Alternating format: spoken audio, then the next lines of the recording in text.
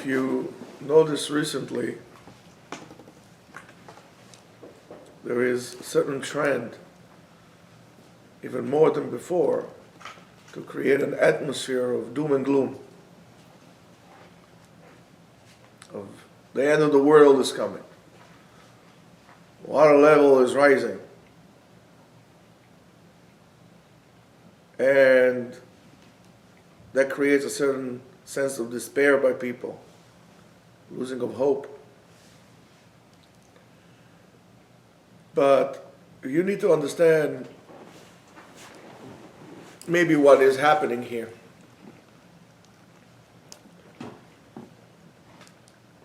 We are human. And each and every one of us, every human being, inside of him, her, and I'm not going to use it or they, there is a divine spark that was put down here in our bodies into our neshama from the time of Adam HaRishon. Chazal tells us that Adam HaRishon, Adam, the guy with Eve, his neshama, his soul included all the souls together. And when he sinned, that shattered his souls into billion fragments. Some small, some big. And each fragment attaches itself to a neshama, and then it comes down to this world. The purpose of that is that by us doing the right thing, we'll be able to fix that particle of the Nishmat Adam HaRishon that it's inside of us. And by doing so, we'll be able to create a whole picture together. It will be like, let's say, for example, if each and every human being that came to this world and will come to this world has a small piece in this giant puzzle that each and every one of us has to put in place in the puzzle. Our job, of course, is to identify that piece, and throughout our lives, to strive to find its right location in the puzzle, and then deposit it there, and then the tikkun is complete, and then we see the whole entire picture, and then we do kol ha'me'aretz ko Hashem Elokim. That's called the tikkun olam b'malchut shakai. That's fixing the world. Of course, we have to stay loyal to that task in life. And that's a very difficult thing in our generation, more than ever before. Well, first of all, in previous generations, they had prophets. Prophecy was a very common thing. You didn't know what to do, you go to your local prophet, you ask, what's my journey in life? What's my purpose in life? The prophet will tell you, local prophet says, it will be like a spiritual guidance counselor.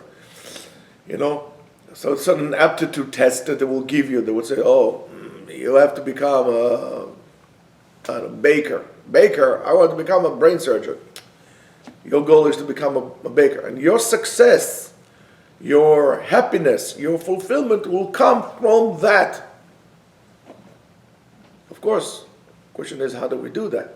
How do we find our destiny, our goal, our purpose in life? Well, first stage is, first of all, have to be aware that there is a spiritual aspect to you. And then you need to connect with that spirituality. And what connects that spirituality, what allows the conductor that allows you to connect to your spirituality and then get the whole process going, that fuel, that conductor, is called emet. The truth. You have to strive for the truth. In our world, especially in the scientific world, listen, science is important. Science is wonderful, but science is limited by the laws that science itself had created to itself. For example, if you can measure something in science, it does not exist. But it doesn't mean it's not there. For example,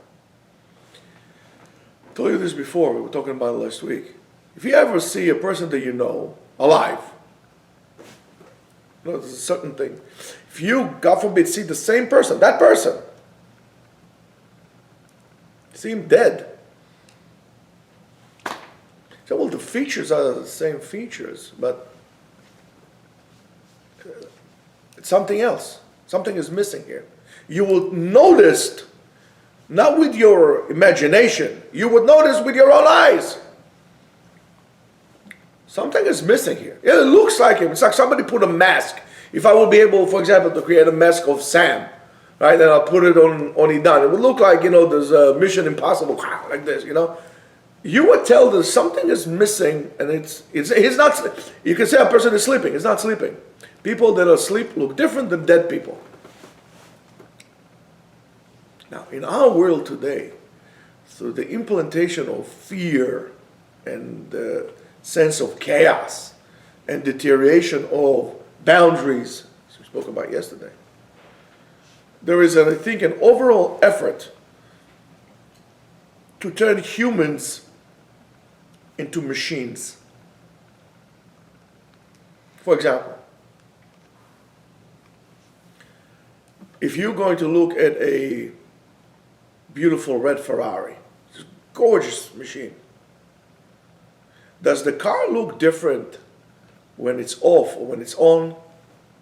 You look at a Harley Davidson or Indian motorcycle, beautiful machines. I mean, some of the stuff is like almost like modern art. Look at a nice black Indian bike with a gorgeous V8. I mean, it's beautiful. It could be a statue. I don't see the difference between that and some other modern art that it's in a museum. It's a gorgeous thing. It's just beautiful. Beautiful, streamlines, gorgeous. Is there a difference between when it's turned off or it's on? No. Because it's a machine.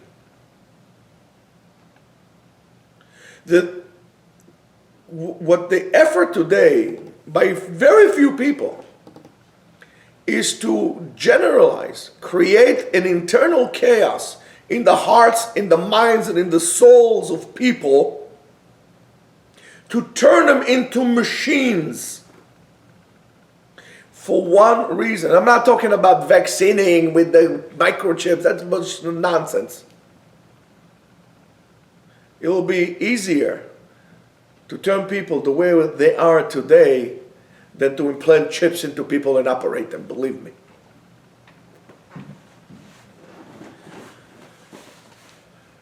And this is by telling you, and we all know the economy is down, everything is down. Like, for example, look at the United States. It makes trillions of dollars in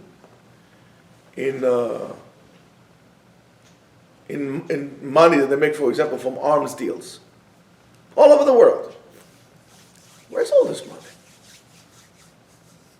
Look at New York City. You know how much money they make out of, like, what I call illegal traffic lights?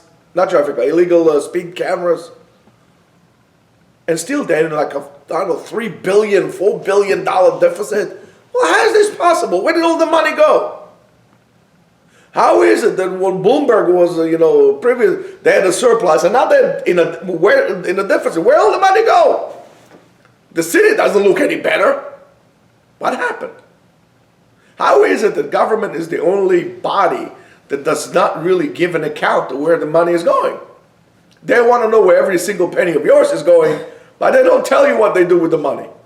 Officially they do, but practically they don't. It's just to create chaos in you. And the reason why to create chaos in you, if you are not spiritual, you are becoming a tool in the hands. Yeah, I know I sound like a conspiracy theorist, but I'm talking to you about spiritual things, not conspiracy. When you are in such a state of internal turmoil, you can't think straight. You're looking for quick fixes, and then you're in the hands in the person who's created, or the body that creates that. And I don't think it's just America that, it's all over the world. It's all over the world. The trend is not to become spiritual, to bash down, to almost go on a crusade against anything that might give you spirituality. Anything that would connect you to God. Anything. There's almost a crusade against that. And for those who represent it and tell you you should be more spiritual. And it starts with very little things, by making you buy and spend and be irresponsible. They create a certain void inside of you, like you have to have it. You really don't have to have much.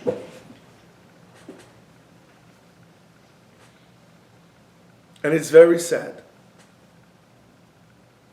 And I would recommend to you to stop listening to the news, radio, TV, stop reading newspapers. Look at the world we are today. Everybody is in a frenzy for making Bitcoin. And I told you this before. I said, don't invest in Bitcoin. Invest in bitachon, in emunah in Hashem. Have bitachon. Have faith. Everybody wants to become rich overnight, because that will give you a sense of security. You don't need that. It's easier for you and much better for you to invest in internal security rather than in an imaginary security of Bitcoins. Everybody knows of the guy who invested $8,000 and made $5 billion. But nobody tells you the person who found God in his life and found faith in his life and find security and meaning to his life, and every moment of his life counts for something because he knows what to do. Call it the Cabal, call it whatever it is. They don't want you to know what you want. They want to tell you what you want. They don't want you to believe in God, and they'll do everything in their power to take you away, to break you away from Ribbono Shel Olam. By making everything that was illegal, legal. Everything. Any moral that we had is being shattered. They tell you, we're going to give you more freedom, but they destroy your morality. They go to the darkest parts inside of you and then bring them to light. Instead of focusing on the good, and mainly the darkness disappears. You always concentrate on what you don't have. You don't concentrate on what you have and how blessed you are. All of us. We live in this amazing country with wealth beyond belief. Each and every one of us experience luxuries that kings did not have. And yet we feel like we don't have anything. Less fulfilled because we become less spiritual. So I would challenge you to stop that rat race. Stop with it. Concentrate on what you need to do. Connect to your spirituality. Connect to your neshama. Be honest with yourself, with what you want, what makes you happy. Forget about what the world defines as success. Success is not how many zeros you got in the bank. Success is how fulfilled, how many numbers you have in your heart. What do you feel that makes you going? Well, if I'll do this, nobody would marry me. Also, don't get married. If, for example, let's say you're guys, right? So if there's a girl, if you feel that no girl would marry you because you do what you love, I'll tell you that. So don't get married. Better off to be a fulfilled person, not married, than a broken person that is married. All you gotta do is get divorced. But I'll tell you that if you're going to live fulfilled life, you're going to reach down to the point that you feel good about yourself. You feel internally enriched. A person that is able to give because he touches resources. You're increasing your chances to marry the right one in 10,000 times. Because if you don't, you are playing a game, you're playing a role, you're never going to be yourself, and so is the person you're going to marry is going to play a role, is going to play a game, and both of you are marrying people that you don't know who you are, and then one day you're going to wake up to the reality that you married the wrong person, or they married the wrong person. The disconnect from the world outside, the way it is today. I'm not saying don't go to work. I'm not saying don't be a part of the world. But disconnect from the mentality and the culture of chaos, of helplessness, and mentality that it's all good. Whatever I want, I can do.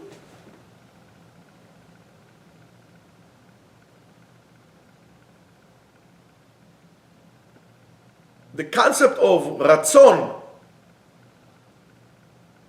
Resh Tzadik Vav Nun, Ratzon, is a good thing or a bad thing.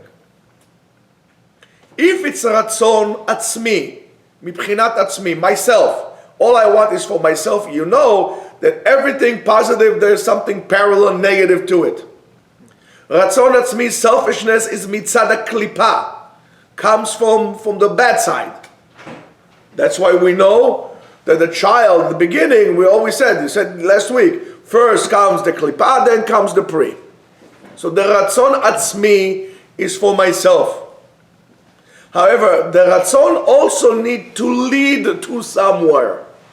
And the same letters of ratzon is also notzar, something created. What are you creating? So ratzon that comes from tzad kedusha always creates new things. It gives. Inside out, it gives. Ratzon atzmi is only inside.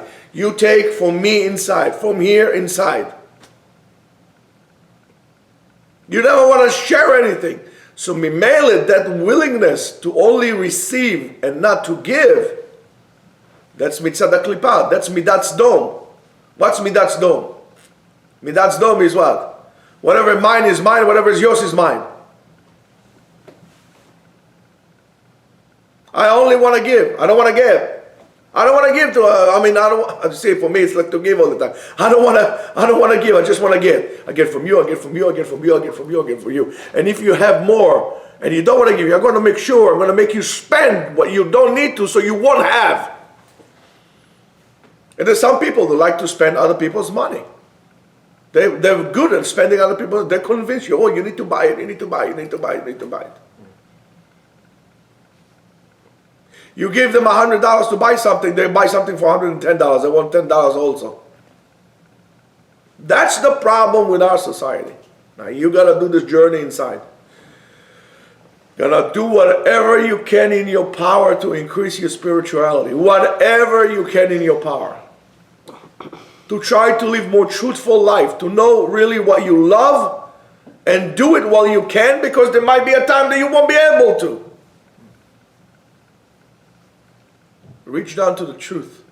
Reach down to the bottom of yourself. Disconnect from news, media, negativity. From negative people. Could be your own father and mother. If they're negative, disconnect. Get used to find solutions, not problems. No problems, only solutions. Don't talk behind people. Behind people's back. Don't be a dividing element. Be a connecting element. Don't be passive-aggressive, because that's cowardice. Lead by strength, by silence, by example. Now, believe me, I promise you, you're going to go through an unbelievable journey through life. Unbelievable journey to life. Whether it's going to be long, or short, It's going to be an enjoyable, wonderful ride. And that's what I want to share with you today. Have a wonderful, blessed, and spiritual day. חזק וברוך.